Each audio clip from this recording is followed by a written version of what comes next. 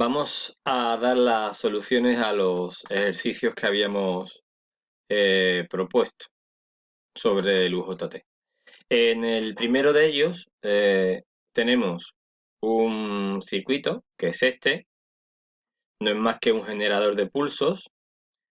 Ya hemos explicado cómo funciona. Fundamentalmente lo que hacemos es que este condensador se va a ir cargando a través de R1 y cuando alcance la tensión que polarice internamente el UJT que tenemos aquí, ese sería el equivalente del UJT.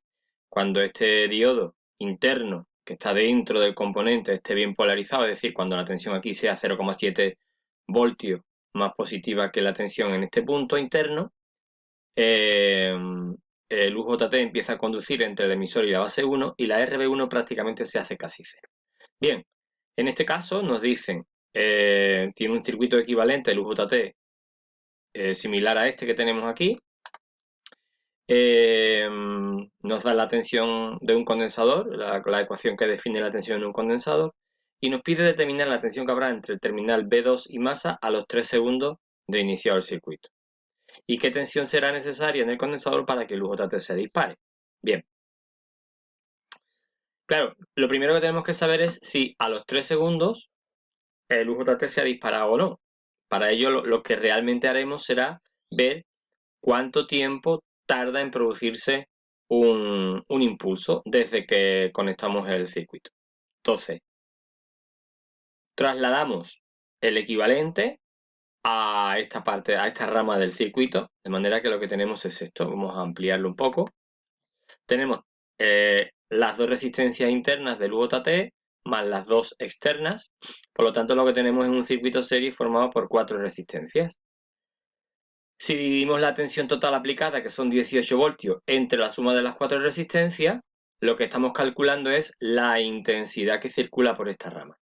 Para saber la tensión en el punto P, la tensión intrínseca que está dentro del UJT, multiplicamos esta intensidad por la resistencia que hay entre P y masa, que sería RB1 más R2.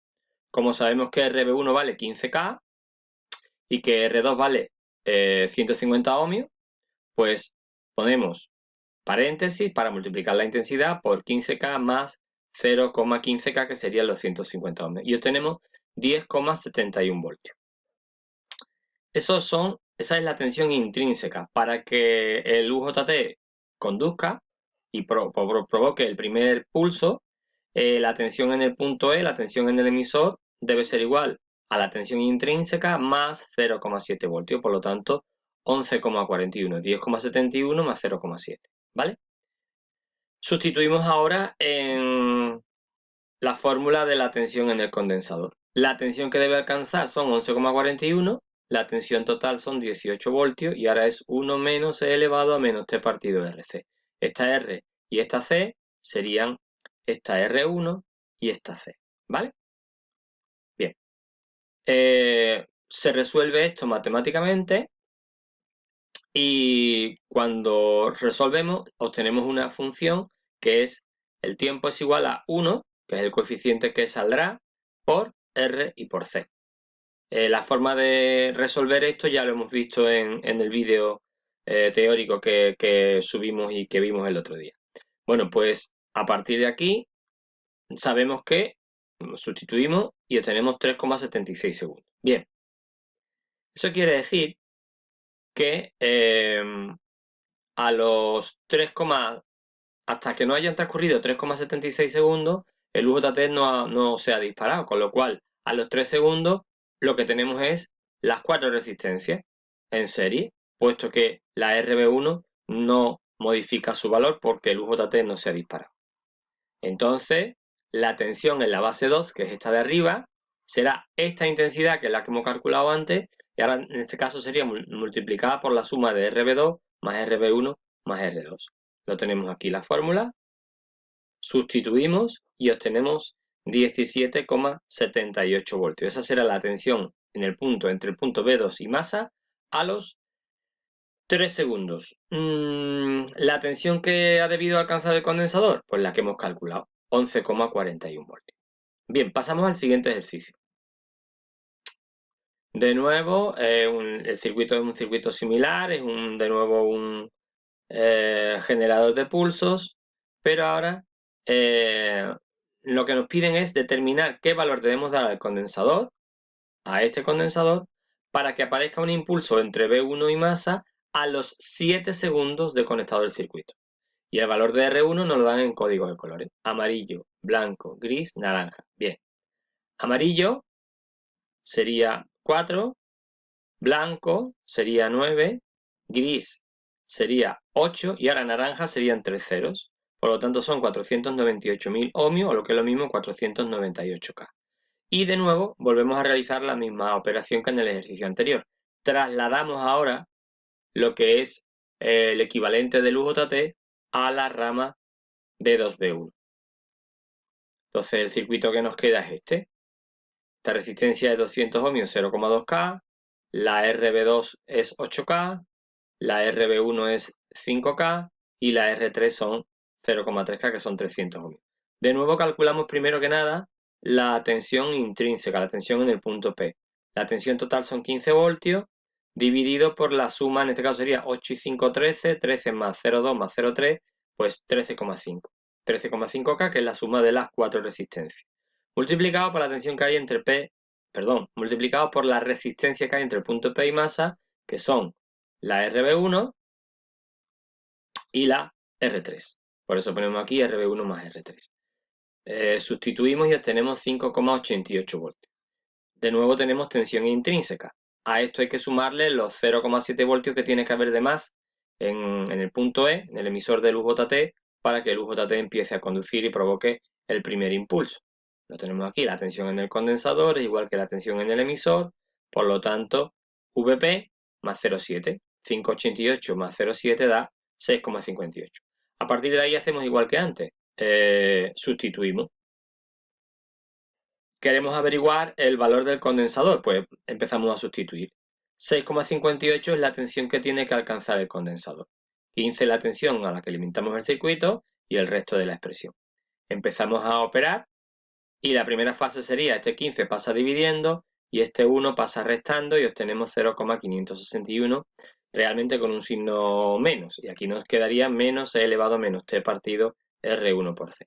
Multiplicamos por menos 1 los dos miembros de la igualdad, aplicamos logaritmo neperiano y obtenemos esta expresión. A partir de esta expresión, despejamos. Esta C pasaría aquí multiplicando y el 0,578 pasaría aquí dividiendo. De modo que ahora ya sustituimos. Queremos que el circuito lo haga en 7 segundos. 0,578 por 498 por 10 elevado a 3, que sería la resistencia, obteniéndose un valor de 24,31 microfaradios. El tercer ejercicio no deja de ser una variante. Lo que pasa es que aquí, en lugar de darnos cuánto vale RB2 y RB1, nos dan lo que vale la relación intrínseca. La relación intrínseca podéis buscarla en los apuntes, pero la relación intrínseca no era más que el valor de RB1 dividido entre RB2 más RB1, ¿vale? Que es otro de los... es un parámetro con el que se trabaja normalmente en los libros de datos de los componentes, en este caso de los UJT. Bueno, vamos a ver. Nos dicen que la relación intrínseca vale 0,7 y que con eso y que la resistencia entre bases es 10K. O sea, RB2 más RB1 es 10K. Y que calculemos los valores de RB1 y RB2. Y a partir de eso que calculemos la tensión intrínseca. Vale, pues vamos a ir primero a esa parte. Bueno, sí es verdad que nos dan un valor del condensador en código de colores: amarillo, gris, naranja. Amarillo es 4, gris es 8 y naranja 3. Pues sería 4, 8, 3 ceros, 48.000 picofaradios, 48 nanofaradios. Bien, como la relación intrínseca, como hemos dicho antes, vale 0,7, pues sustituimos.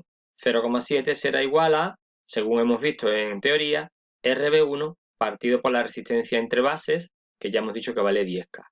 A partir de ahí, despejamos, esto pasa aquí multiplicando, de modo que RB1 sale 7K.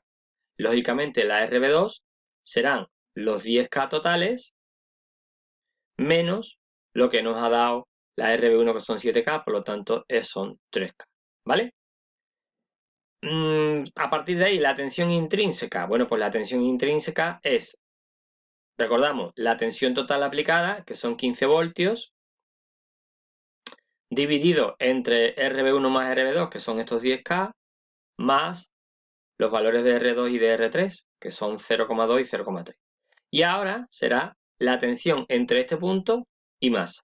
Como ya la RB1 hemos calculado que vale 7K, pues 7K más la R3, que son 0,3K.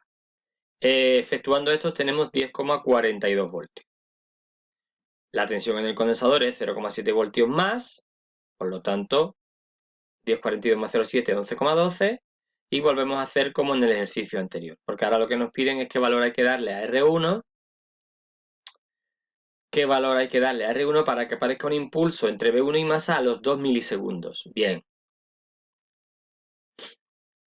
pues simplemente sustituimos.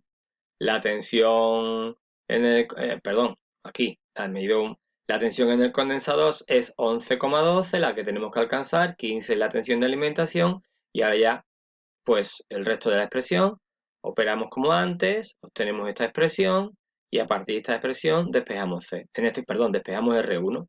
R1 viene aquí, y el 1,352 pasa dividiendo. Sustituimos, teniendo en cuenta que el tiempo es milisegundos, hay que poner 2 por 10 elevado a menos 3, y obtenemos un valor de 30,81K. Y podemos hacer la comprobación. Por último, determina a partir del ejercicio tercero el valor máximo de los picos de los pulsos de tensión que se obtienen entre V1 y masa. Bien, eso es fácil. Entre V1 y masa, hay que recordar que cuando el UJT conduce, la RB1 se hace prácticamente cero, con lo cual toda la tensión que haya entre este punto, entre los extremos del condensador, va a quedar aplicada a la R3, menos los 0,7 voltios que se queda el diodo. Lo tenemos aquí. Cuando el UJT conduce entre emisor y base 1, la RB1 se hace prácticamente 0 ohmios, con lo que la tensión en la B1, la tensión aquí, será la tensión que hay en el emisor, que es la misma que la del condensador. Entonces será la tensión en el diodo más la tensión que hay entre este punto y masa.